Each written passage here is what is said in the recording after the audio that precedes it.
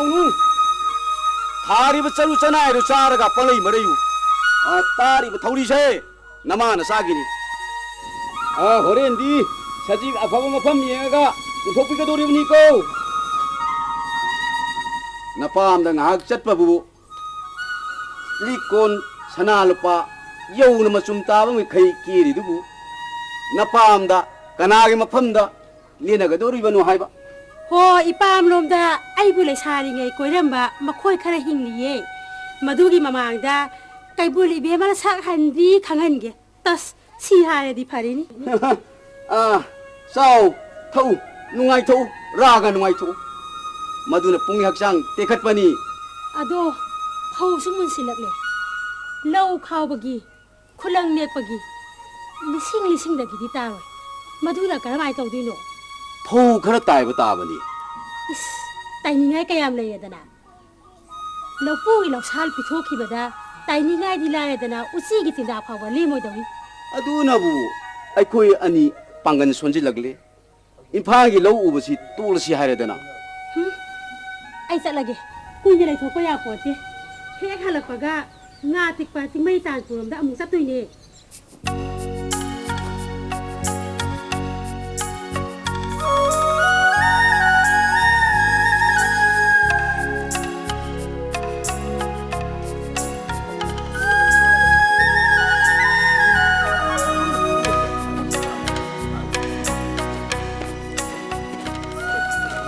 Beba, kadung nanu jam kina. Ipam lom dangai hak ta luge tau bane. Nagi posting di nimit kya ni ginoi bunga. No mani ni ni indo. Oh, ta chango indo sungai hak ta lukige. Ho indo.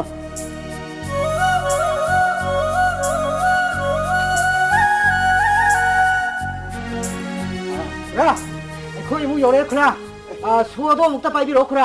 Mu khoi yore tana. Kuini udabasina. Puro pasilin len men longne rene ko. Purage khra purage. Khra ji onthok ko ngange khra.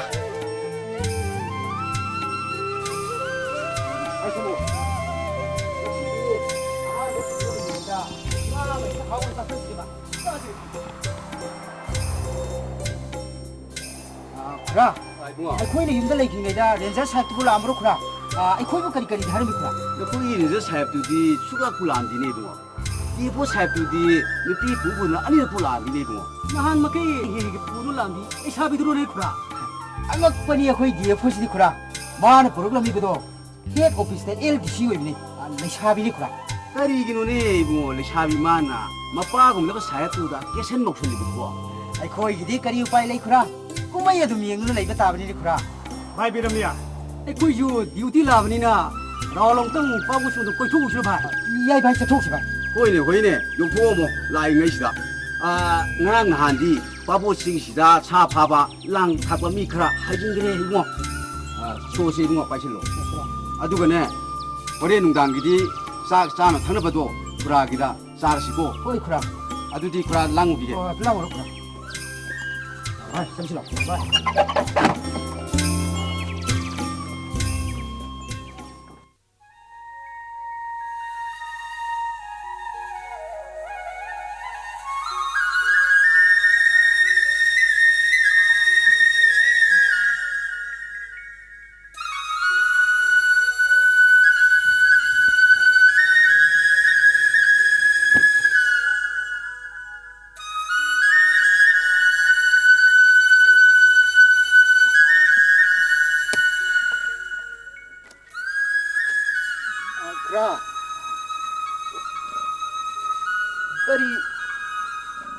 Kari tak begitu boy bungo.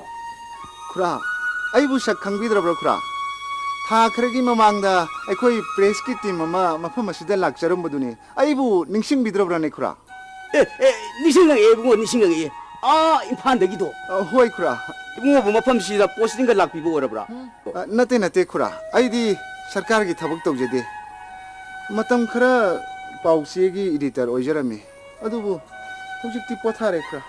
Ado aina luxury bisi khura matam kharadang khura gi sida changjapam laujagi aiduna lakpani yaroidra khura kari gi yaroidage ne bungo ai gi di isa isu kana amata leiti adubu ibungo na mafam sida leibu hainabi gadrane khura ai gi di ꯍꯤꯐꯝ ꯃꯆꯦꯠ ꯑꯃꯈꯛꯇꯪ ꯐꯪꯉꯒ ꯂꯣꯏꯔꯦ 이붕어군바 라이크 라이슈 하이라바 쇼호르 뽀뽀 미삭 아마나 퉁강 찡야 따냐 아시다 마이 원비르 꾸리바시부 까리기노네부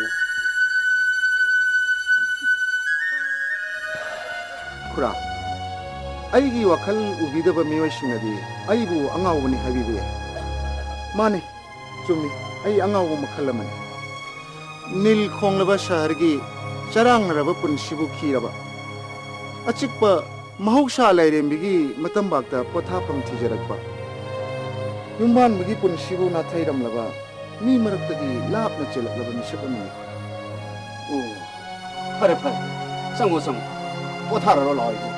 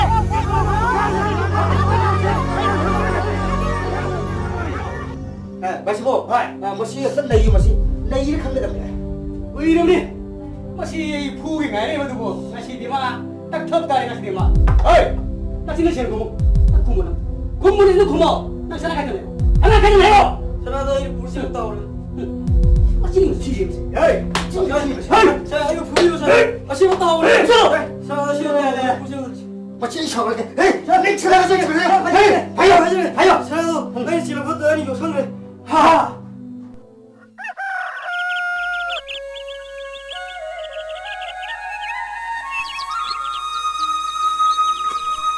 Kumo bila mani. Indon canda pude di nga kita teklo kike. Unja tingna loni roksina ram lagani. Sako tidok laga tanam lagani.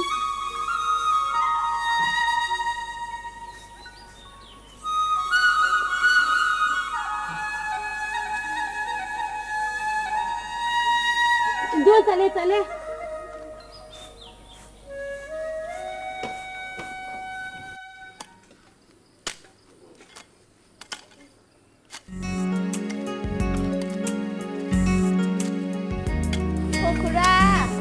Nahan makhaidi isa pokte hairaga hojikna saupok ama keku phonglakliba sibu ahan thangda oidaba ngangi ko khurase 티바부 깔라바디 이루어는 그게 심하니 군번이 뱀사 지 바가방 기시나수 난다자 조다라니 아니 마파리 오이나 팡크이드니네 뱀사 adudi khura thambona gokul ginanda dona yasodarani di adu khura ibungo samna gokul thado dai dudi tapiro uko ibe mara dikagum prem gi beja khanghoga doribi itaro yauri ye 까리노네 우지 까기리 샤비 싱시고 이까이 기감다 칸기드시고 ngang ning bawa du dine dong chin pali ba se tharoi supna bana tie khura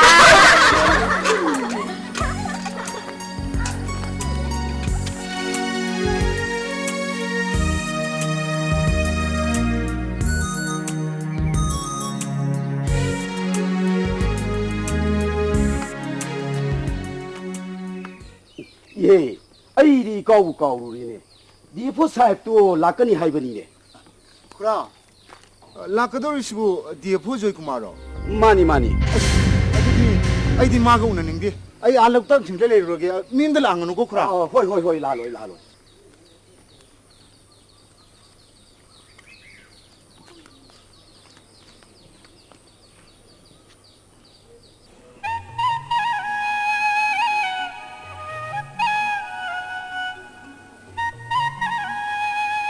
Sai pula kerba. 유럽비 마니네 ꯃꯈꯣꯏ ꯑꯆꯧ ꯑꯁꯥꯡꯒꯤ ꯋꯥꯁꯤꯗꯤ ꯒ꯭ꯌꯥꯟ ꯇꯥꯄꯣꯟꯇꯦꯗ ꯑꯩꯈꯣꯏꯅ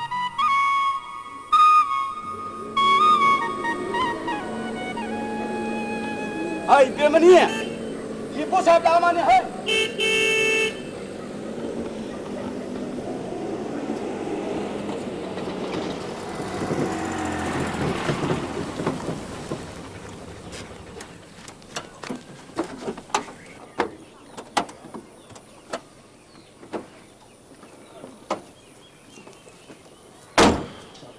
사. 미람니, 낭대 ngasi 슈티니 세 까오르브라. 디우티 스데가 레미스나. ꯑꯩ ꯅꯤꯡꯁꯤꯡꯖꯔꯨꯗ꯭ꯔꯦ ꯁꯥꯍꯦꯕ ता थम्बो. ꯁꯥꯍꯦꯕ इतै मदि लैट्रो. ꯂꯩ ꯁꯥꯍꯦꯕ बिरमने. ꯁꯥ नंग आई गाड़ीदने विस्की लिगली हुम यावबनी. रेस्ट रूम द थमजलम. अदुगने गाड़ी से गिरेस देंजल. ꯐꯅꯤ ꯁꯥ ता थम्बो. ꯁꯥꯍꯦꯕ ngasi di ahing lekpa tare. ता थमौन खरा फना बसिलो. ꯑꯍꯣꯏ ꯁꯥꯍꯦꯕ ननाउ लादि याम खरा वाबी उतारे. ꯑꯍꯣꯏ ꯋꯥꯖꯒꯦ ꯁꯥꯍꯦꯕ से कई नो खरा सिनो तवग सिलो से. ꯐꯅꯤ ꯁꯥꯍꯦꯕ ꯁꯤꯟꯖꯒꯦ ꯁꯥꯍꯦꯕ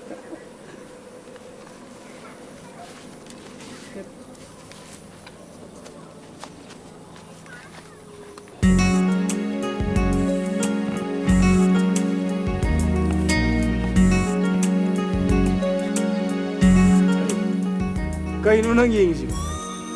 फजद्रो मफमसिगी सिनेरिसे आइदिबा मफमसिदा सुम आइखोय नि लेंदना सुम लेंसिबा मफम मसिदी खुंगंगनी 5 स्टार होटल की फैसिलिटी सु लाइब नते टॉयलेट सु ओपन नी ने अदुदि आइ तल्ले हैनद्रे ꯁꯥꯍꯦꯕ ꯑꯩ ꯀꯩꯊꯦꯜ ꯆꯠꯆꯔꯨꯈꯤꯒꯦ ꯉꯁꯤꯗꯤ ꯑꯉꯧꯕ ꯇꯧꯁꯤꯔꯥ ꯑꯃꯨꯕ ꯇꯧꯁꯤꯔꯥ इतैमा फंगलगदी पोरोम दु ओइना तौबिरो ननौपी अनौबी मादी सिदा अमुता लाक्ट्री माले लाक्ट्री ऑफिस तसु आइगे पर्सनल असिस्टेंट अदुगा लाइफ की सु पर्सनल असिस्टेंट साहेब की मेम साहेब ओइबदा मतिक चपे चारे इसे नाइबु पंथादे थागति इतैमा ननौ नुपीसे फिरोन पुंतुनबा हिंदम पुसन होय होय बिमा इमुंग तंगसिला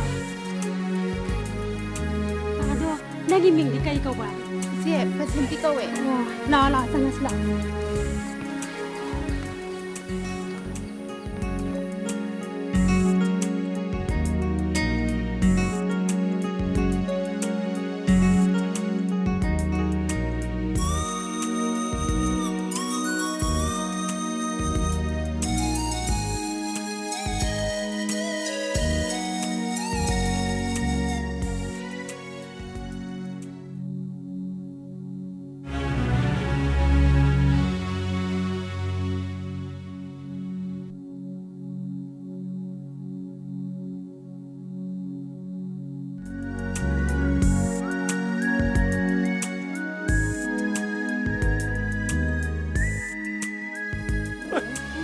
इनुबला नंग लाई थिरि केगिनो थीदबो यारिब्रो नहान तांग महुंदगी ऑफिस काबनेने सकरगा ngasi फावबा हंजिलक्त्रे मतमनगा फतबसिदा नुमि हुमनि सुजिलंगला फावबा सिबु थीदबो यारिब्रा हेबा आइबो नंग बुसा आइ ऑपरेशन ड्यूटी सके हेबा नंग खंगि नतो आई खंगे नंग मफम असिदा सानै युनैबा लापुने हेबा अदुगा नंगा कनागा लोइना खेबसुने आई चप चाना खंगबा जाने कदाइदे सकरे नंगी मंगलम बिया फावबिदा आई मागा वा चप चाना नंगा मपामी आई कोसियो ऑपरेशन दिसुयो ऑफिस की स्टाफ दिसुयो कसिदा दिमिनि ले केदो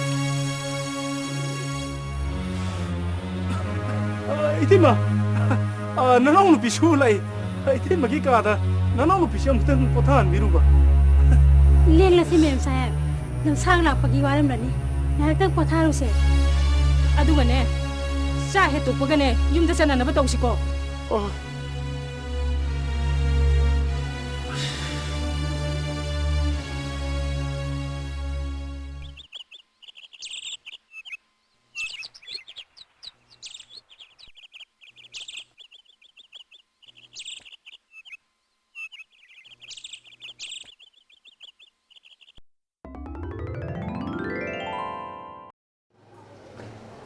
तमो सिंगते यंगियो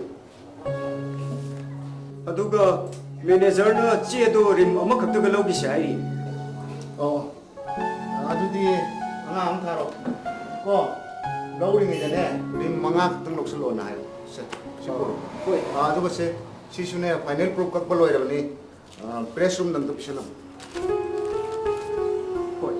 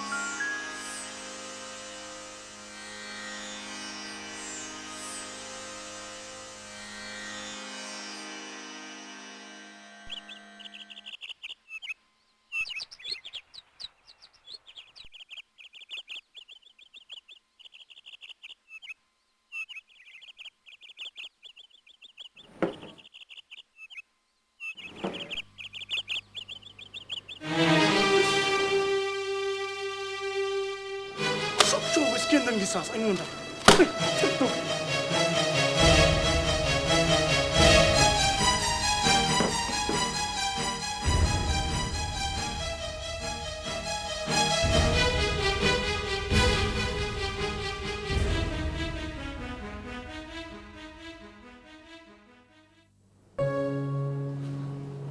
ꯇꯥꯃꯣ ꯀꯩꯗꯧꯔꯦ ꯗꯤꯕꯤꯖꯅꯦꯜ ꯐꯣꯔꯦꯁ ꯑꯣꯐꯤꯁꯥꯔꯗꯣ ꯂꯥꯛꯏ ꯆꯪꯍꯜꯂꯛꯎꯔꯥ DF4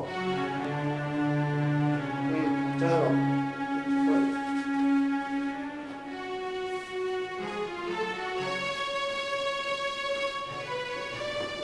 ꯇꯥꯃꯣ ꯂꯦꯡꯍꯟꯕꯤꯌꯨ ꯐꯝꯕꯤꯌꯨ 이부모에다 이부모기 ngasi기 세퐁다 아이나 사카라 까크르바 누발라 군겐바고 아이기 나라에 트비카우다 상크리 아이를 보기 뽀시기 소스 가동들이 피 ꯇꯥꯃꯣ ꯋꯥꯔꯧꯕꯤꯔꯣ ꯑꯩꯈꯣꯏ ꯖꯔꯅꯦꯂꯤꯖꯝꯒꯤ ꯆꯠꯅꯕꯤꯗ ꯑꯩꯈꯣꯏꯅ ꯐꯪꯂꯛꯂꯤꯕ ꯄꯥꯎꯒꯤ ꯁꯣꯔꯁ ꯑꯁꯤ ꯇꯥꯛꯊꯣꯛꯄ ꯌꯥꯗꯦ ꯍꯌꯦꯡ ꯂꯣ ꯀꯣꯔꯠꯇ ꯐꯣꯡꯗꯣꯛꯄ ꯅꯠꯇꯅ ꯑꯗꯨꯗꯤ ꯄꯕ꯭ꯂꯤꯛꯇ ꯁꯦꯟꯖꯥ ꯊꯨꯝꯖꯥ ꯇꯧꯏ ꯍꯥꯏꯗꯨꯅ ꯃꯤꯡꯆꯠ ꯊꯤꯍꯟꯕꯒꯤꯗꯃꯛ ꯗꯤꯐꯦꯃꯦꯁꯟ ꯆꯥꯔꯖ ꯇꯧꯖꯕ ꯇꯥꯔꯦ ꯇꯧꯕꯤꯔꯛꯎ ꯀꯥꯏꯗꯦ ꯑꯩꯈꯣꯏꯒꯤꯁꯨ ꯂꯤꯒꯦꯜ ꯑꯦꯗꯚꯥꯏꯖꯔ ꯂꯩꯖꯩ ꯊꯦꯡꯅꯗꯨꯅꯇ ꯂꯥꯛꯂꯕꯅꯤꯅ ꯇꯥꯃꯣ ꯃꯗꯨꯒꯤꯗꯃꯛꯇꯗꯤ ꯑꯩꯈꯣꯏ ꯊꯣꯏꯗꯣꯛꯆꯗꯦ ꯄꯣꯡꯁꯨ ꯄꯣꯡꯕꯤꯔꯤ ꯇꯧꯕꯤꯒꯅꯨꯗ ꯑꯦꯗꯤꯇꯔ ꯑꯩ ꯏꯅꯥꯎꯕꯨ ꯆꯞ ꯆꯥꯅ ꯈꯪꯖꯩꯗ ꯑꯩꯁꯨ ꯏꯌꯥꯝꯕꯕꯨ ꯌꯥꯝ ꯃꯨꯟꯅ ꯈꯪꯖꯩ 이bu모 에디터 ꯑꯩ ꯅꯌꯥꯝꯕ ꯔꯤꯀ꯭ꯋꯦꯁ ꯇꯧꯁꯤ ngasi기 ꯄꯥꯎꯁꯦ ꯑꯔꯥꯟꯕ ꯄꯥꯎ ꯑꯣꯏꯔꯝꯃꯤ ꯍꯥꯏꯗꯨꯅ ꯑꯃꯨꯛꯇꯪ ꯁꯤꯟꯗꯣꯛꯄꯤꯌꯨ ꯄꯥꯏꯕ ꯅꯌꯥꯝꯕ ꯏꯅꯥꯎꯒꯤ ꯆꯥ ꯊꯛꯅꯅꯕ ꯑꯩ ꯀꯌꯥꯝ ꯍꯦꯛꯇ ꯊꯝꯖꯔꯝꯕ ꯅꯣ ꯅꯣ ꯅꯣ ꯃꯗꯨ ꯌꯥꯗꯦ ꯇꯥꯃꯣ ꯁꯔꯀꯥꯔꯒꯤ ꯂꯣꯏꯁꯪꯒꯨꯝꯅ ꯆꯝꯄ꯭ꯔꯥꯁꯤ ꯄꯤꯌꯣꯟ ꯀꯦꯔꯥꯅꯤ ꯃꯆꯥ ꯑꯃꯅ ꯐꯥꯎꯕ ꯀ꯭ꯋꯥ ꯂꯩꯔꯝꯃꯨ ꯆꯨꯔꯣꯞ ꯂꯩꯔꯝꯃꯨ ꯍꯥꯏꯕ ꯃꯗꯨꯒꯨꯝꯕ ꯅꯠꯇꯦ ꯇꯥꯃꯣ ꯄ꯭ꯂꯤꯖ ꯄꯩꯁꯥꯁꯤꯡꯗ ꯂꯧꯁꯟꯕꯤꯌꯨ ꯄ꯭ꯂꯤꯖ ꯇꯧꯕꯤꯒꯅꯨꯗ 이bu모 ꯅꯤꯡꯊꯤ ꯍꯥꯏꯔꯤꯉꯩꯁꯤꯗ ꯌꯥꯅꯗ꯭ꯔꯒꯗꯤ 이슬 이나ꯎ ꯂꯅꯥꯏ ꯅꯨꯡꯉꯥꯏꯅꯗꯕ ꯇꯥꯔꯛꯀꯅꯤꯀꯣ ꯑꯦ ꯇꯥꯃꯣꯒꯤꯁꯤꯕꯨ ꯃꯤ ꯅꯦꯛꯇꯨꯅ ꯑꯩꯕꯨ ꯍꯥꯠꯇꯣꯛꯍꯟꯕꯤꯒꯦ ꯍꯥꯏꯔꯤꯕ꯭ꯔꯣ ꯑꯩ ꯃꯗꯨꯒꯤꯗꯃꯛꯇꯗꯤ ꯊꯣꯏꯗꯣꯛꯇꯦ ꯇꯥꯃꯣ ꯑꯩꯒꯤ ꯏꯐꯝꯗ ꯗꯣꯀꯨꯃꯦꯟꯇꯔꯤ ꯄ꯭ꯔꯨꯐ ꯂꯣꯏꯅ ꯂꯩ ꯇꯥꯃꯣꯁꯨ ꯑꯃꯨꯛꯇ ꯈꯟꯊꯕꯤꯗꯨꯅ ꯌꯦꯡꯕꯤꯌꯨ ꯐꯣꯔꯦꯁꯇꯒꯤ ꯀꯥꯔꯛꯄ ꯁꯦꯟꯐꯝ ꯈꯔꯁꯤꯅ ꯁ꯭ꯇꯦꯠ ꯑꯁꯤꯒꯤ ꯏꯟꯀꯝ ꯑꯣꯏꯖꯔꯤꯕꯅꯤ ꯃꯁꯤꯗ ꯇꯥꯃꯣ ꯍꯣꯏꯒꯨꯝꯕ ꯕ꯭ꯌꯨꯔꯣꯀ꯭ꯔꯦꯠ ꯑꯣꯐꯤꯁꯥꯔ ꯈꯔꯅ ꯂꯣꯏꯁꯪ ꯑꯁꯤꯕꯨ ꯁꯦꯟꯗꯥꯟꯐꯝ ꯑꯣꯟꯊꯣꯛꯄꯤꯔꯤ ꯍꯦꯛꯇ ꯍꯥꯏꯖꯟꯕꯤꯒꯅꯨꯗ ꯏꯅꯥꯎꯗꯤ ꯀꯔꯝꯅ ꯈꯪꯕꯤꯔꯤꯕ ꯑꯩ ꯈꯪꯉꯤ ꯑꯩ ꯂꯣꯏꯅꯃꯛ ꯈꯪꯉꯤ ꯇꯥꯃꯣ Hama lupa lising tara mga tara teruk ketemak pangba tamona. Kombine kaitin na sagat liba buildings. Orang paki dukan plot. Ayang paligi ingko. Aduga khwaidagi ngakli badi ngarian singdagi sing leibak trak lising amorombu forest revenue karamdana honget khrai haibsim so ai khangjei tamo. Masida sunatana tamogi isan lupa ani masu sahi mada lupa lak tingduna. Dehradun di dun school letam. 애들도 짝짝을 신노래네. 지금 아이 뒤에 보시는 거 봐. 아이 망들리 빼는 안 그래. 우리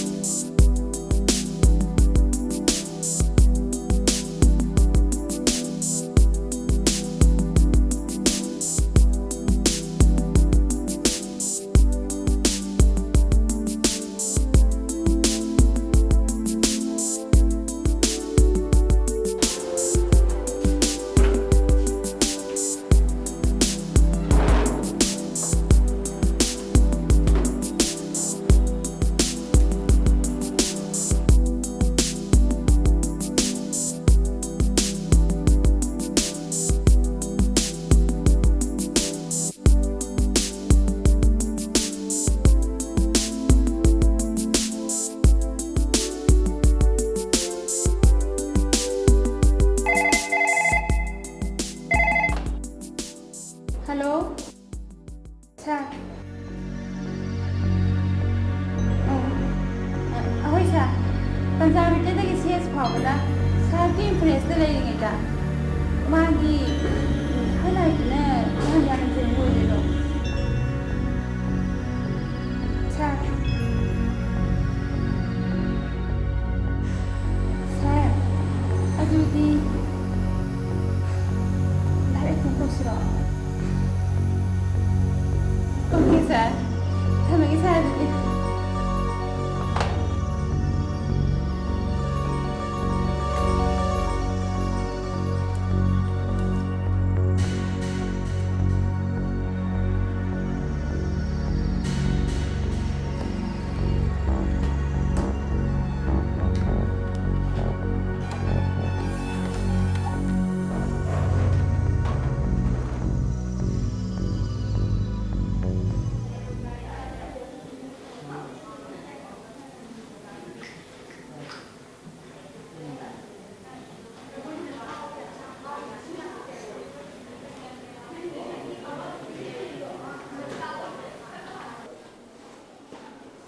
너시 그냥 따고 뭐 하는 게 싫어?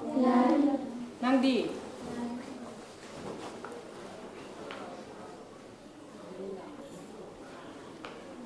달라게 거두디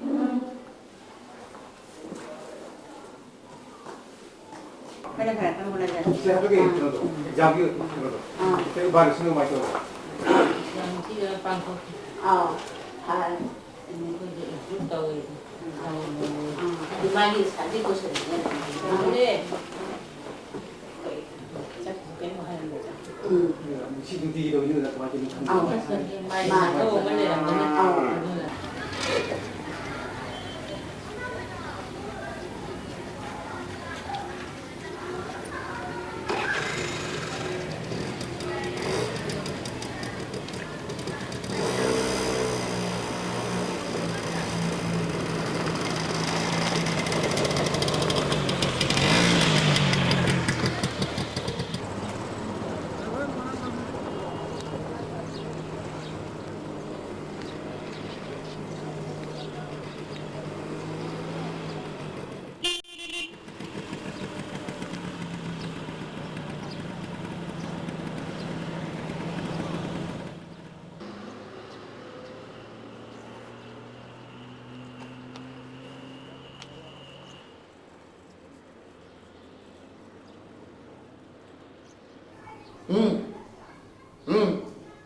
강인해.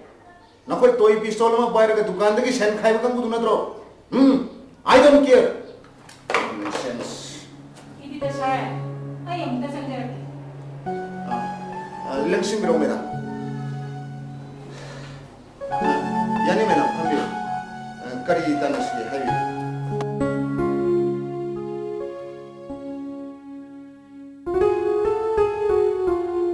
ꯑꯍꯥꯟꯕꯗ ꯑꯩꯒꯤ ꯁꯛ ꯍꯥꯟꯅ ꯇꯥꯛꯆꯒꯦ ꯑꯩꯍꯥꯛ ꯗꯤꯑꯦꯐꯣ ꯁꯥꯍꯦꯕ ꯖꯣꯏ ꯀꯨꯃꯥꯔꯒꯤ ꯂꯣꯏꯅꯕꯤ ꯑꯩꯒꯤ ꯏꯃꯤꯡ ꯏꯟꯗꯨꯕꯂꯥ ꯀꯧꯏ ꯑꯩ ꯗꯤꯑꯦꯐꯣ ꯁꯥꯍꯦꯕꯀꯁꯨ ꯍꯥꯟꯅ ꯎꯅꯖꯈ꯭ꯔꯦ ꯀꯔꯤ ꯍꯥꯏꯕꯤꯅꯤꯡꯕ ꯍꯦꯛꯇ ꯍꯥꯏꯕꯤꯌꯨ ꯌꯥꯅꯤ ꯏꯗꯤꯇꯔ ꯁꯥꯍꯦꯕ ꯀꯔꯞꯁꯟꯒꯤ ꯃꯍꯤꯛ ꯑꯩꯒꯤ ꯏꯄꯨꯔꯣꯏꯕ ꯑꯣꯐꯤꯁꯥꯔ ꯑꯁꯤꯒꯤ ꯐꯠꯇ꯭ꯔꯕ ꯊꯕꯛ ꯀꯌꯥ ꯁꯃꯥꯖꯗ ꯊꯤꯟꯗꯨꯅ ꯇꯥꯛꯄꯤꯔꯛꯄ ꯏꯟꯗꯤꯇꯔꯕꯨ ꯊꯥꯒꯠꯆꯔꯤ ꯐꯠꯇ꯭ꯔꯕ ꯑꯣꯐꯤꯁꯥꯔ ꯑꯁꯤꯒꯤ ꯐꯠꯇ꯭ꯔꯕ ꯊꯧꯗꯣꯛ ꯀꯌꯥ ꯑꯃꯨꯛꯀꯁꯨ ꯐꯣꯡꯕꯤꯈꯣ ꯍꯥꯏꯗꯨꯅ ꯏꯗꯤꯇꯔ ꯁꯥꯍꯦꯕꯇ ꯍꯥꯏꯖꯔꯤ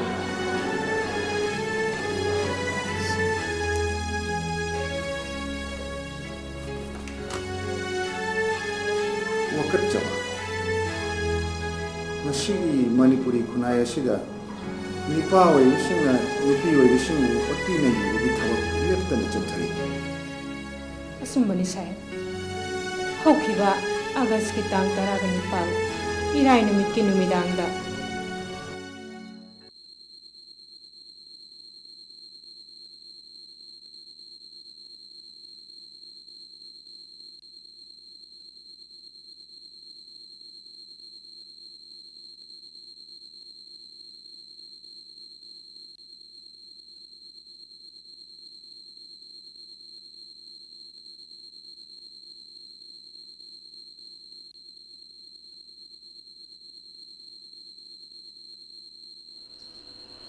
ꯀꯗꯥꯏꯗ ꯆꯠꯂꯨꯒꯦ ꯑꯁꯨꯛ ꯌꯥꯝ ꯊꯦꯡꯅ ꯍꯟꯕꯤꯔꯛꯏꯁꯤꯕꯣ ꯊꯕꯛ ꯆꯠꯊꯣꯛꯎꯕꯅꯤ ꯑꯣꯐꯤꯁꯄꯨ ꯑꯁꯨꯛ ꯊꯦꯡꯅ ꯀꯥꯕ ꯗꯤꯄꯥꯔꯠꯃꯦꯟꯁꯤꯕꯨ ꯀꯔꯝꯕ ꯗꯤꯄꯥꯔꯠꯃꯦꯟꯅꯣ ꯄꯦꯄꯔ ꯉꯥꯡꯕ ꯅꯨꯄꯤꯅ ꯌꯥꯝ ꯋꯥꯅ ꯍꯜꯂꯛꯀꯥꯟꯁꯤꯗꯕ ꯕꯁꯟꯇꯤꯒꯤ ꯃꯅꯥꯛꯇ ꯁꯥꯟꯅꯔꯤꯉꯩꯗ ꯆꯠꯂꯨꯅꯤ ꯅꯪꯅ ꯉꯥꯡꯕꯤꯔꯣ ꯑꯗꯨ ꯍꯥꯏꯔꯗꯤ ꯅꯪꯁꯨ ꯁꯥꯎꯔꯤꯅꯤ ꯑꯩ ꯁꯥꯎꯔꯒꯅꯤꯀꯣ ꯅꯪ ꯁꯥꯎꯔꯒ ꯀꯩꯗꯧꯗꯣꯏꯕ ꯅꯆꯥꯅꯤꯒꯤꯗꯤ ꯀꯩꯝꯇ ꯈꯜꯂꯨꯅꯣ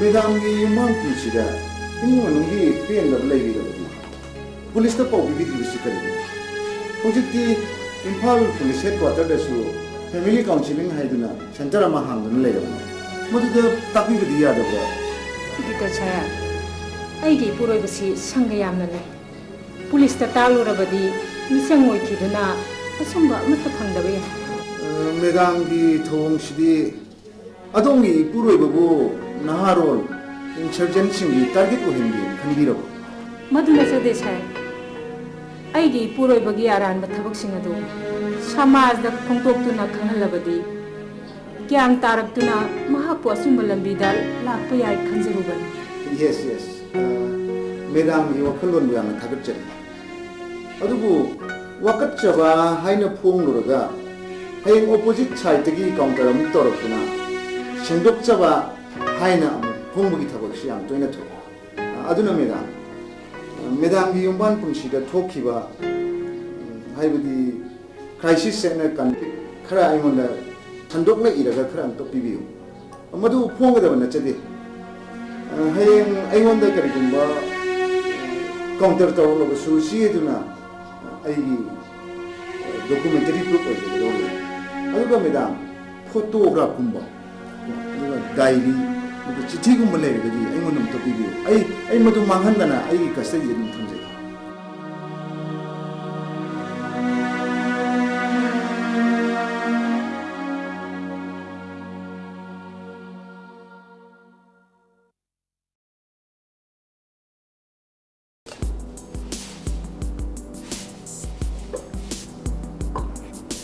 ꯍꯜꯂꯣ ꯖꯦꯝꯁ ꯀꯗꯥꯏ ꯂꯩꯒꯦ ꯑꯣ ꯑꯗꯨꯗꯤꯅꯦ ꯍꯧꯖꯤꯛꯃꯛ ꯅꯈꯣꯏ ꯂꯥꯛꯇꯕ ꯌꯥꯗꯦ ꯁ꯭ꯇꯥꯔ ꯍꯣꯇꯦꯜꯗ ꯔꯨꯝ ꯅꯝꯕꯔ 8 ꯀꯩꯅꯣ ꯃꯔꯝ ꯍꯥꯏꯕꯨ ꯍꯩꯌꯥꯔꯤ ꯑꯣꯀꯦ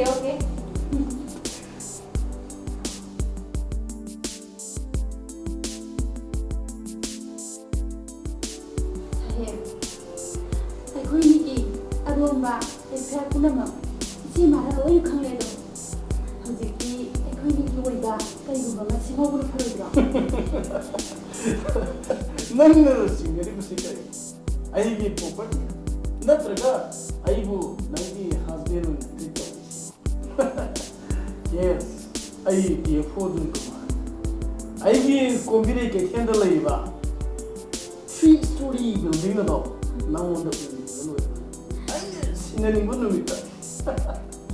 프로퍼티기디 ꯑꯩ ꯊꯤꯗꯣꯛꯇꯦ ꯑꯩꯅ ꯄꯥꯝꯖꯕꯗꯤ ꯐꯦꯃꯤꯂꯤ ꯔꯦꯁꯤꯗ ꯂꯥꯛꯄ ꯑꯗꯨ ꯈꯛꯇꯅꯤ ꯑꯗꯨꯕꯨ ꯑꯩꯅ ꯄꯥꯝꯖꯔꯤꯕꯁꯦ ꯑꯔꯦꯝꯕꯗ ꯂꯣꯏꯅ ꯁꯤꯡꯍꯣꯝ ꯇꯥꯗꯅ ꯇꯨꯝꯒꯗꯕ꯭ꯔꯥ ꯁꯤ ꯈꯛꯇꯅꯤ ꯑꯩꯅ ꯋꯥꯖꯕ 컴번 저기베마 인두발라기 뭐 나는 유부리. ꯑꯁꯦꯡꯕꯒꯤꯔꯣ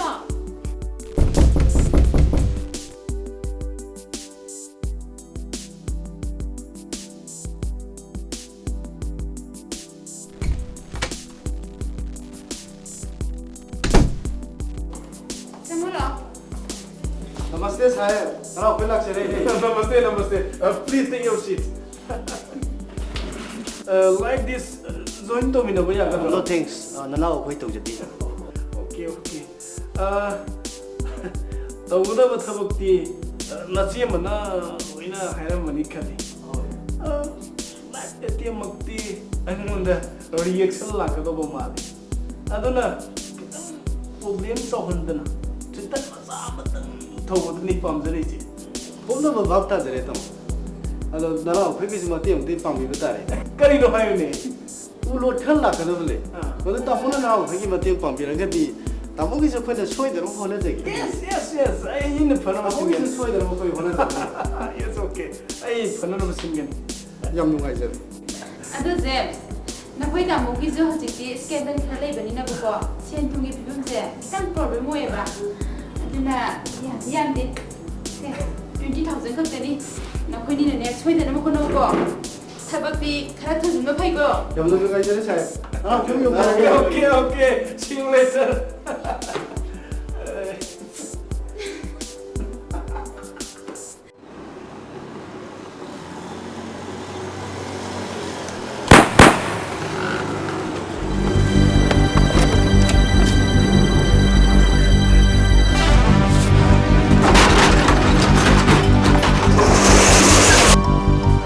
hey sham sham hey no koi kana no koi kana chal no koi kana no mane thong silo chalo kana mat sang ko ko chalo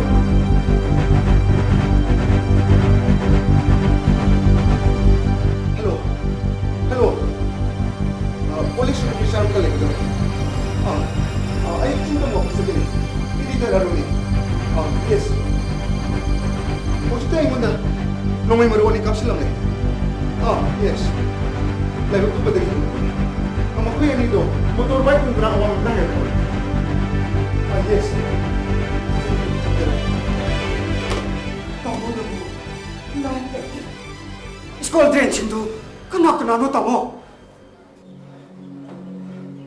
Syam. Acum makna tahu jadi mbak. Bau siapa yang ini tadi? Mak kau yang nak buat. Hei kami. Ay kami. Mak kau sih nggak tahu. Tahu orang mah bihai bihai lagi. Biar killer nak tu.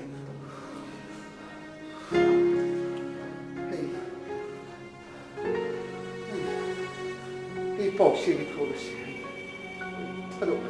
Tamu. Masih. Namun sih nak. Tamu. Ay, ini huri ko pun silo keras. Para apa? Sini nak tahu ni mata lap na ay le. Tamu. Amuk tetap tabiku. Ay tatalo nung deni siya. Ay tatalo. Ay tasing naman nakoy sama siya. Ay siya. Ay tasing.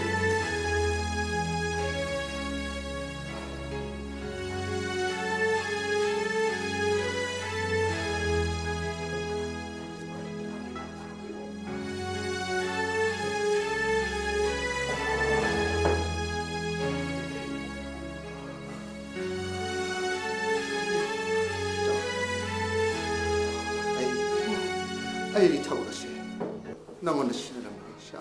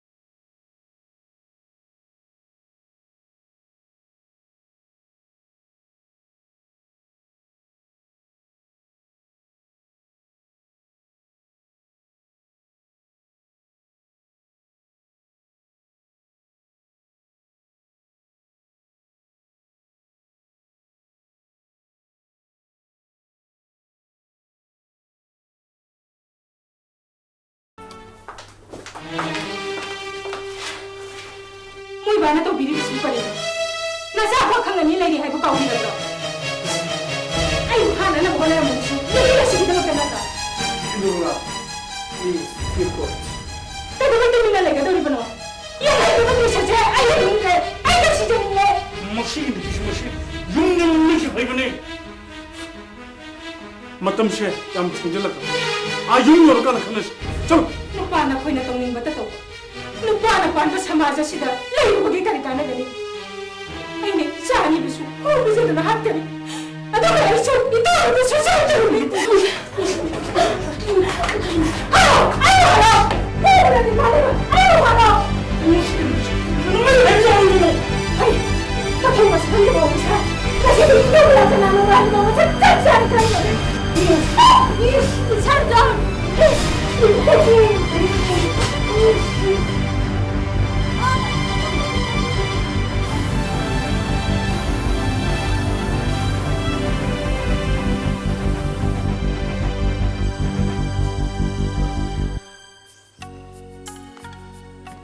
ꯆꯥꯛ ꯊꯣꯡꯒꯦꯗꯤ ꯍꯥꯏꯗꯗꯅ ꯀꯗꯥꯏꯗ ꯑꯃꯨꯛ ꯆꯠꯇꯣꯔꯕ?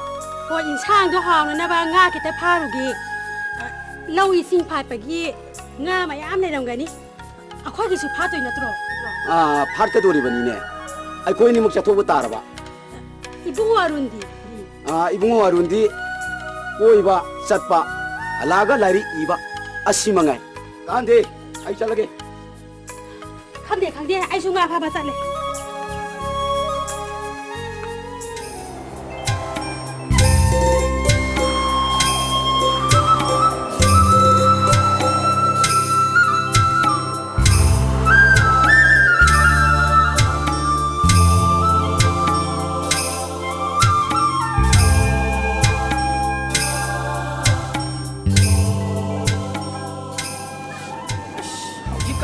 ꯄꯥꯎꯁꯤꯗꯤꯕ ꯍꯥꯟꯅ ꯁꯨꯅꯕꯒꯤ ꯄꯥꯎ ꯉꯥꯛꯇ ꯉꯥꯏꯈ꯭ꯔꯦ. ꯅꯨꯄꯤ ꯑꯩꯈꯣꯏꯒꯤ ꯃꯄꯨꯔꯣꯏꯕ ꯂꯩꯅ ꯃꯌꯨꯝ ꯄꯥꯟꯕꯒꯤ ꯁꯤꯐꯥꯏꯅ ꯀꯥꯞꯅꯕꯒꯤ ꯁꯨꯅꯕꯒꯤ ꯃꯤꯆꯝ ꯄ꯭ꯔꯖꯥꯄꯒꯤ ꯑꯇꯣꯞꯄ ꯄꯥꯎ ꯉꯥꯛꯇꯅꯤꯀꯣ ꯍꯧꯖꯤꯛ ꯌꯥꯎꯔꯤꯁꯦ. ꯇꯥꯏ ꯎꯍꯩꯗꯕ ꯉꯥꯛꯇ. ꯑꯩꯈꯣꯏ ꯖꯣꯏꯀꯨꯃꯥꯔꯒꯤ ꯅꯨꯄꯤꯗꯨ ꯃꯥꯡꯈ꯭ꯔꯦ ꯄꯥꯎ ꯑꯃꯁꯨ ꯌꯥꯎꯏ. ꯌꯥꯎ ꯉꯁꯤ ꯅꯤꯅꯤ ꯍꯨꯝꯅꯤ ꯁꯨꯔꯦ ꯃꯗꯨ ꯉꯥꯡꯅꯔꯛꯄꯁꯨ. ꯃꯥꯒꯤꯗꯤ 10 ꯍꯦꯜꯂ ꯃꯥꯜꯂꯦꯗ.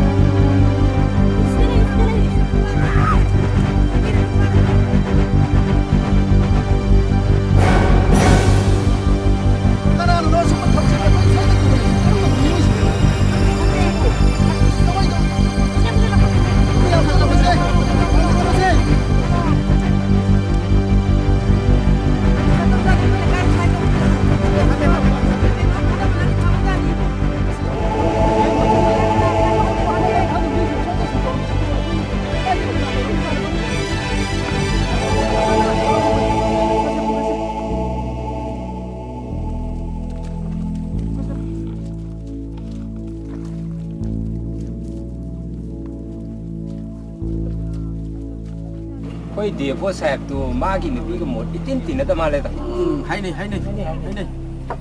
ꯍꯧꯖꯤꯛꯀꯤ ꯃꯇꯝꯗꯗꯤ ꯑꯆꯧ ꯑꯁꯥꯡꯒꯤ ꯏꯃꯨꯡꯁꯤꯡꯁꯤꯗꯤ ꯐꯦꯃꯤꯂꯤ ꯀ꯭ꯔꯥꯏꯁꯤꯁ ꯂꯩꯇꯕ ꯃꯐꯝꯁꯤ ꯏꯔꯩꯕꯨ ꯂꯩꯇ꯭ꯔꯦꯗ ꯕꯨꯡꯉꯣ ꯑꯔꯨꯟ ꯑꯩ ꯌꯨꯝꯗꯁꯨ ꯆꯪꯉꯨꯔꯕꯅꯤ ꯅꯈꯣꯏ ꯈꯨꯔꯥꯁꯨ ꯂꯩꯍꯧꯗꯦ ꯃꯅꯤꯡꯒꯤ ꯈꯣꯡꯗ ꯃꯤ ꯑꯁꯤꯕ ꯑꯃ ꯇꯥꯕ ꯂꯩꯍꯧꯔꯦ ꯂꯥꯛꯑꯣ ꯑꯃꯨꯛꯇ ꯌꯦꯡꯉꯨꯁꯤ ꯂꯥꯛꯑꯣ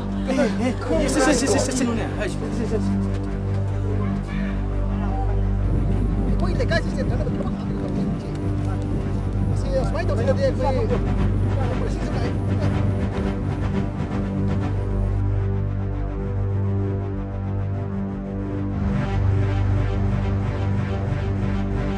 ꯍꯜꯂꯣ ꯃꯁꯤꯕꯨ ꯈꯨꯅꯧ ꯄꯨꯂꯤꯁ ꯑꯥꯎꯠꯄꯣꯁ ꯅꯠꯇꯕ꯭ꯔꯥ ꯃꯥꯅꯦ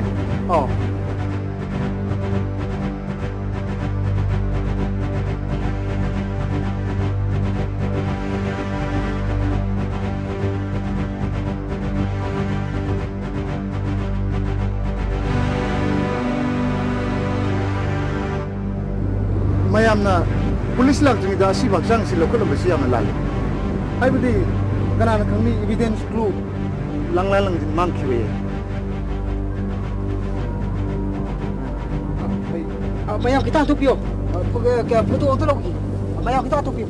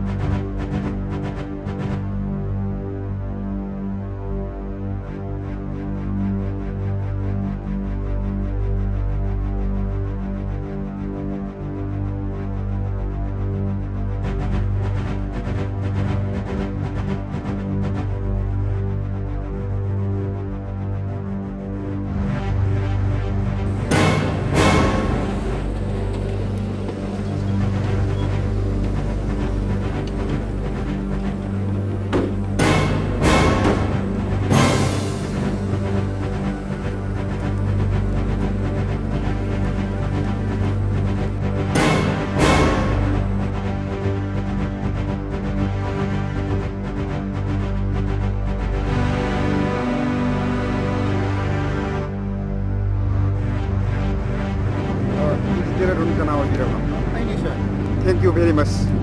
Dead body si kana thengna bi rakuna. ꯑꯁꯤꯕꯁꯦ ꯑꯩꯅ ꯂꯣꯡ ꯈꯣꯠꯄꯗ ꯊꯦꯡꯅꯖꯔꯛꯄꯅꯤ ꯁꯥ Oh. Inegi mingalai phangam ta habi. ꯃꯥꯏꯕ ꯃꯣꯡꯕꯤ ꯏꯕꯤꯃ Sir. Aikhoi Indon si forest office ki chowkidar gi nupini. Aduga aina visitor ama oina Indol hoida leijarakpasi thamuk pare sir. Aigi finding the sir case si solve tawre sir. Aduna aina project ku tawjage sir.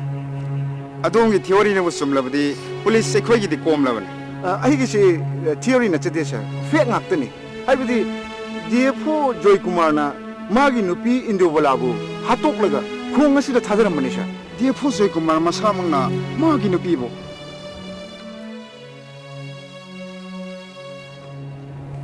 ꯃꯌꯥꯝ ꯑꯁꯤꯕꯁꯦ ꯑꯃ ꯊꯥꯡꯒꯠꯁꯦ ꯃꯌꯥꯝ ꯃꯇꯦꯡ ꯑꯝꯇ ꯄꯥꯡꯕꯤꯌꯣ ꯁꯣꯝꯁꯨ ꯃꯌꯥꯝꯁꯨ ꯑꯝꯇ ꯄꯨꯈꯠꯅꯕ ꯇꯧꯁꯤ ꯊꯟꯁꯨ ꯃꯣꯏ ꯃꯌꯥꯝ ꯑꯝꯇ ꯄꯥꯏꯕꯤꯌꯣ ꯑꯁ ꯀꯅꯥꯅꯣ ꯁꯤꯒꯤꯁꯦ ꯑꯝꯇ ꯄꯥꯏꯕꯤꯌꯨ ꯂꯥꯎꯅꯦ ꯃꯇꯦꯡ ꯑꯝꯇ ꯄꯥꯡꯕꯤꯌꯨ ꯂꯥꯎꯅꯦ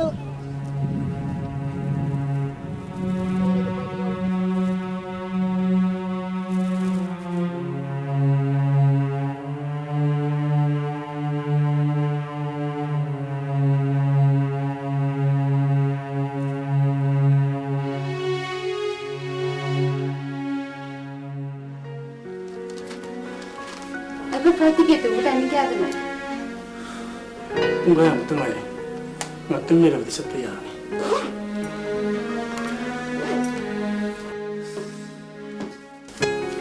ꯈꯕꯔꯗ ꯍꯥꯞꯂꯤꯕꯁꯤ ꯃꯤꯌꯥꯝꯗ ꯀꯔꯤ ꯔꯤꯑꯦꯛꯁꯟ ꯂꯩꯔꯝꯒꯅꯤ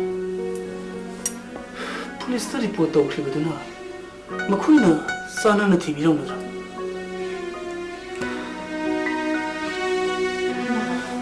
ꯀꯩꯅꯣ ꯇꯥꯃꯣꯅꯁꯨ ꯃꯊꯥ ꯁꯥ ꯂꯩꯕꯤꯔꯤꯕꯗꯨꯕꯣ ꯑꯩꯒꯤ ꯄꯣꯛꯅꯐꯝ ꯂꯝꯗꯝ ꯕꯪꯒ꯭ꯂꯥꯗꯦꯁꯇ ꯆꯠꯂꯗꯕꯅꯤ ꯅꯨꯡꯉꯥꯏꯅ ꯂꯩꯔꯨꯗꯕ ꯉꯥꯏꯈꯣꯅꯦ ꯚꯤꯖꯥꯒꯤ ꯋꯥꯐꯝꯗꯨꯕꯨ ꯀꯝꯗꯧꯔꯒꯦ ꯗꯦꯜꯂꯤꯗꯒꯤ ꯂꯧꯒꯗꯕꯅꯤ ꯃꯇꯝ ꯈꯤꯇꯪꯗꯤ ꯆꯪꯒꯅꯤ ꯏꯟꯁꯨꯔꯦꯟꯁꯀꯤꯗꯨꯅ ꯀꯃꯥꯏꯅ ꯇꯧꯔꯕ ꯅꯣꯃꯤꯅꯤꯗꯣ ꯏꯟꯗꯣꯂꯥꯒꯤ ꯃꯍꯨꯠꯇ ꯅꯪꯒꯤ ꯋꯣꯅꯅꯕ ꯑꯣꯐꯤꯁꯇ ꯆꯦꯛꯏꯈ꯭ꯔꯕꯅꯤ ꯑꯁꯦꯡꯕꯒꯤꯔꯣ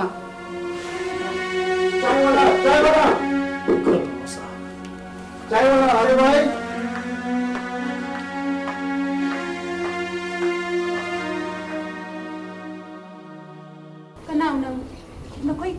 ꯀꯅꯥꯅꯣ ꯑꯩꯈꯣꯏ ꯄꯨꯂꯤꯁ ꯗꯤꯄꯥꯔꯠꯃꯦꯟꯒꯤ ꯃꯤꯑꯣꯏꯅꯤ ꯌꯦꯄꯣꯠ ꯁꯥꯍꯦꯕꯀꯤ ꯃꯥꯡꯈ꯭ꯔꯕ ꯅꯨꯄꯤ ꯏꯟꯗꯨꯕꯂꯥꯒꯤ ꯃꯇꯥꯡꯗ ꯋꯥꯔꯤ ꯈꯔ ꯁꯥꯟꯅꯖꯒꯦ ꯂꯥꯛꯄ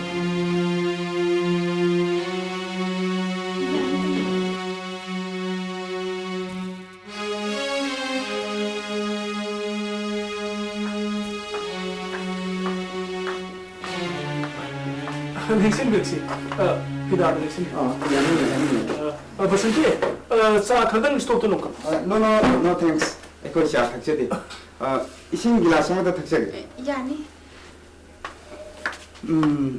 사역기 오리지널 룸 브라마푸 나하범ꯗꯒꯤ ꯁꯤ ꯊꯥꯗꯣꯛꯄꯤꯔꯒ 호텔ꯒꯤ ꯃꯣꯠꯂꯕ ꯀꯥ ꯑꯃꯗ ꯂꯩꯔꯝꯃꯤꯕꯁꯤ ꯑꯩ ꯇꯁꯦꯡꯅ ꯁꯥꯔ ꯁꯨꯝꯗꯧꯕꯅꯤ ꯑꯩꯒꯤ ꯑꯁꯤꯟꯕ ꯈꯔ ꯂꯩꯖꯕꯗꯒꯤ ꯈꯨꯗꯣꯡꯆꯥꯗꯕ ꯈꯔ ꯂꯩꯕꯗꯒꯤ ꯍꯥꯏꯖꯕ ꯇꯥꯔꯦ ꯂꯣ ꯏꯪꯈꯣꯜ ꯄꯨꯝꯅꯃꯛ ꯌꯣꯟꯊꯣꯛꯆꯔꯒ ꯄꯩꯁꯥꯁꯤꯡ ꯑꯗꯨ ꯕꯦꯡꯗ ꯗꯤꯄꯣꯖꯤꯠ ꯇꯧꯁꯟꯖꯈ꯭ꯔꯦ ꯍꯥꯏꯖꯔꯤꯕ ꯍꯣꯏ ꯋꯥꯔꯤꯁꯤ ꯇꯦꯟꯁꯤꯟꯁꯤ 사역기 ꯃꯦꯝ 사역 ꯃꯥꯡꯈꯤꯕꯒꯤ ꯃꯇꯥꯡꯁꯤꯗ 사역기 ꯀꯔꯤ ꯋꯥꯈꯜ ꯑꯩꯅ ꯆꯤꯡꯅꯖꯕꯗꯤ ꯏꯟꯗꯨꯕꯂꯥꯅ ꯂꯩꯁꯥꯔꯤꯉꯩꯗ ꯔꯟꯖꯤꯠ ꯀꯧꯕ ꯅꯨꯄꯥ ꯑꯃꯒ ꯅꯨꯡꯁꯤꯅꯔꯝꯃꯤ ꯔꯟꯖꯤꯠ ꯍꯧꯖꯤꯛ ꯑꯟꯗꯔꯒ꯭ꯔꯥꯎꯟ ꯌꯥꯎꯈ꯭ꯔꯦ ꯃꯍꯥꯛ ꯔꯟꯖꯤꯠꯀꯤ ꯃꯅꯥꯛꯇ ꯆꯠꯂꯝꯒꯗ꯭ꯔꯥ ꯍꯥꯏꯅ ꯆꯤꯡꯅꯖꯩ ꯍꯣꯏ ꯃꯗꯨꯁꯨ ꯍꯦꯛꯇ ꯑꯣꯏꯕ ꯌꯥꯏ ꯑꯗꯨꯕꯨ ꯍꯧꯖꯤꯛ ꯑꯩꯈꯣꯏꯅ ꯅꯨꯄꯤ ꯑꯃꯒꯤ ꯑꯁꯤꯕ ꯍꯛꯆꯥꯡ ꯐꯪꯂꯦ ꯃꯣꯛꯇ ꯂꯩ ꯂꯦꯡꯁꯤ ꯁꯤꯔꯤꯕ ꯅꯨꯄꯤꯗꯨ ꯏꯟꯗꯨꯕꯂꯥꯔꯥ ꯅꯠꯇꯕ꯭ꯔꯥ ꯍꯥꯏꯕꯗꯣ ꯑꯥꯏꯗꯦꯟꯇꯤꯐꯥꯏ ꯑꯃꯨꯛꯇ ꯇꯧꯕꯤꯌꯨ ꯀꯔꯤꯅꯣ ꯁꯥꯔꯅ ꯍꯥꯏꯕꯤꯔꯤꯁꯤ ꯅꯨꯄꯤ ꯑꯃꯒꯤ ꯑꯁꯤꯕ ꯍꯛꯆꯥꯡ ꯐꯪꯂꯒ ꯑꯩꯅ ꯍꯦꯛꯇ ꯆꯠꯀꯗ꯭ꯔꯣ I accuse you, you are the murderer of your wife. ꯑꯩꯒꯤ ꯏꯆꯥ ꯋꯤꯠꯅꯦꯁꯇꯒꯤ ꯋꯥ ꯑꯃꯨꯛꯇ DFO साहब अयबू शक खंबीरीदना अय एडिटर अरुणने अदोंगी नुपी इंदुबला हौखिबा सेप्टेम्बर की तांग मंगादा फॉरेस्ट की रेस्ट हाउस ता हालगा इसिंग दा थादरम मसिगी फेक एंड एविडेंस पुन मकले नुमितु दा अदोमना तोंगखिबा गाड़ी नंबर MN05A1879 हुजिक्सी असी बदु फंगबगी पाव खोंगदे मरमदी मिहर पसिंग अदु लोटखिबा याई खंग विलेन एयरपोर्ट नेशनल हाईवे बस स्टैंडसिंगा नखोइना खोइनि फोटो पीदना सिक्योरिटी अलर्ट ओहेल्ली अदोंगी नुंगसी चेगला सिगी मपाम लमदम बांग्लादेश ता चेननबा बिसागी थाबा चिठी अदुगा लाइफ इंश्योरेंस की नॉमिनी ओनबगी लेटर पोस्ट ऑफिस तगी इंटरसेप्ट तवि almost ready. Nang so mihar bus the siya na mission.